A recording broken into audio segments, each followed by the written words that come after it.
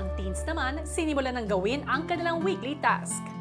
It's giving basket with bleachers. Pag every time na task leader ako, tapos physical pa, nahihirapan ako. Parang, sa akin yung pressure ever man na matalo kami, baka sabihin nila yung leader kasi walang kwenta. Baka no.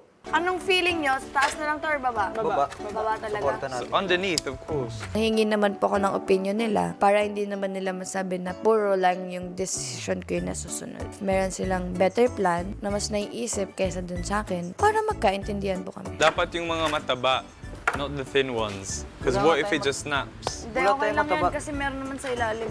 Tsaka madami naman sila. All around.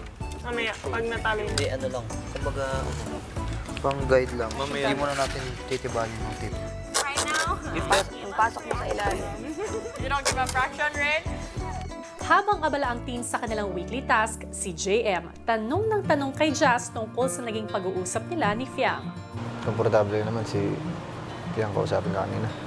Siya nga Nag-usap nag-initiate ng conversation. Pero masaya ako. Kasi nag-hug kami after hinag niya ako. Tapos parang yung hug, hindi siya like normal hug na alam mo yun. Pero habang nagsasalita siya, lumalabas yung bakla. Parang like in general. Bakla. Fiang pa rin. Doon ko na-miss ko talaga si Fiang. Hindi pilit. Yan lang yung na-feel ko talaga kanina, na hindi pilit. Kasi kailangan ko din mag-careful, di ba?